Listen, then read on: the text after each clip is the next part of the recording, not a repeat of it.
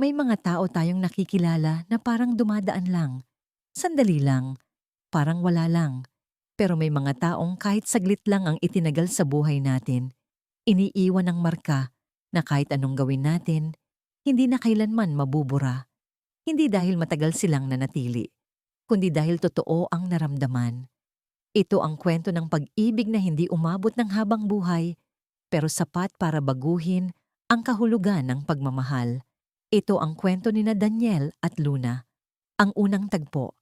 Tahimik ang maliit na kafe sa gilid ng lungsod. Hapon noon. Umuulan ng mahina, yung klasing ulan na hindi nagmamadali, parang ayaw ding matapos.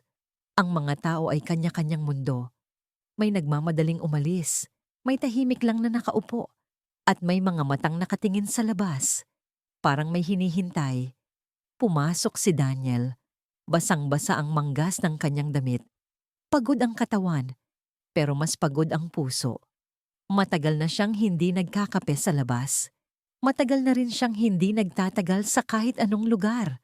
Mas gusto niya ang mabilis, uminom, umalis, kalimutan. Umorder siya ng kape, umupo sa bakanting mesa, at doon niya napansin ang isang babaeng nakaupo malapit sa bintana. May hawak itong libro, pero tila hindi nagbabasa. Nakatingin lang sa ulan, parang binibilang ang bawat patak. Si Luna, may kakaibang katahimikan sa kanya. Hindi siya maingay, hindi rin siya mapapansin agad, pero may kung anong humihila ng atensyon. Nang tumayo si Luna para kumuha ng tissue, nagbanggaan ang kanilang mga hakbang. Natapon ang kape. Bahagyang napasigaw ang barista. Nagkatinginan sila. Sorry, sabay nilang sabi. Nagkatawanan sila, isang maikling tawa, pero sapat para mabasag ang katahimikan. At sa sandaling iyon, may kung anong gumalaw sa loob ni Daniel. Isang pakiramdam na matagal na niyang iniiwasan. Mga araw na naging sanay. Kinabukasan, nagkita silang muli. Hindi planado, hindi sinadya. Parehong oras, parehong kafe. Nagbiro sila tungkol sa natapong kape kahapon, nagkwentuhan tungkol sa ulan, sa trabaho, sa libro, hanggang sa naging kinabukasan ulit. At kinabukasan ulit. Hindi nila napansing naging araw-araw na yon. Araw-araw na naging dahilan para magmadali si Daniel matapos ang trabaho. Araw-araw na naging dahilan para ngumiti si Luna ng mas totoo. Naglalakad sila sa park tuwing gabi. Tahimik. Walang pilit na usapan. May mga sandaling magkatabi lang sila, nakatingin sa ilaw ng lungsod, at sapat na yon. Si Daniel ay minsang nagmahal ng buo, nagbigay ng lahat, at iniwan.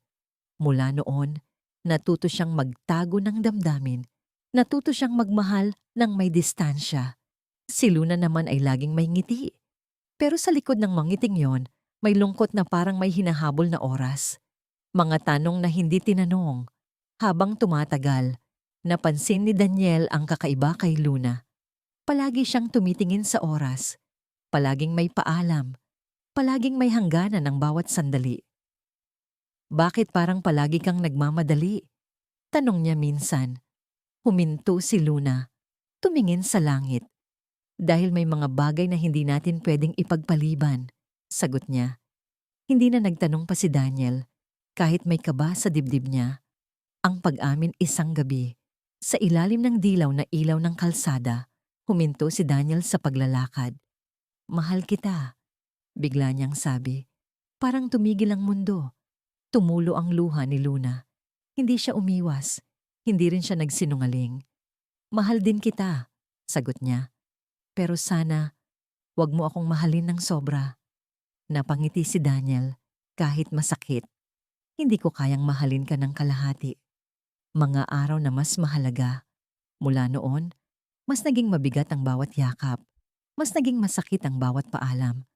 Parang pareho nilang alam na may paparating na wakas, pero walang gustong magsabi. Mas naging tahimik si Luna. Mas naging mapagmasid si Daniel. At sa pagitan ng katahimikan, lalo silang nagmahal. Ang katotohanan dumating ang gabing biglang nagpaalam si Luna. Kailangan kong umalis, sabi niya. Hinabol siya ni Daniel sa ulan. Ano ang tinatago mo? Tanong niya. Tahimik si Luna. Huminga ng malalim. May sakit ako, sabi niya. Matagal ko nang alam. Parang gumuho ang mundo ni Daniel. Ayaw kong mahalin mo ako dahil sa awa, dagdag ni Luna. Gusto ko lang maranasan kung paano mahalin bilang isang normal na tao. Gaano katagal? Tanong ni Daniel. Hindi ko na alam, sagot ni Luna. Pero ramdam kong malapit na. Ang huling araw pinili nilang magkasama sa huling pagkakataon. Walang ospital, walang makina, walang ingay. Isang park, isang bangko, isang malamig na gabi. Takot ka ba? Tanong ni Daniel. Oo, sagot ni Luna. Pero mas natatakot akong mawala ng hindi minahal. Hinawakan ni Daniel ang kamay niya. Mahal na mahal kita. Ngumiti si Luna. May 30 minuto na lang ako. Ang huling 30 minuto. Bumagal ang oras. Bawat segundo ay parang sugat. Bawat hinga ay parang paalam. Nagkwento si Daniel ng mga plano. Mga lugar na sanay napuntahan nila. Mga bagay na sanay nagawa nila. Tahimik lang si Luna. Iniukit sa alaala ang bawat salita. Salamat, sabi niya. Dahil pinili mo akong mahalin, hindi ka mawawala, sagot ni Daniel. Habang naaalala kita, buhay ka. 29, 28, 27. Humina ang paghinga ni Luna. Lumamig ang kanyang kamay. Mahal kita, huling sabi niya. Sa ika-30 minuto, tuluyan siyang pumikit. Ang paglipas ng panahon, lumipas ang mga taon. Araw-araw bumabalik si Daniel sa park. Sa parehong bangko, sa parehong oras. May dalang kape, may dalang libro. At sa bawat paghinga, alam niyang may pag-ibig na kahit sandali lang habang buhay ang iniwan. May mga pag-ibig na hindi ibinigay para tumagal, kundi para ipaalala kung paano magmahal ng totoo. Thank you for watching. Please like and subscribe.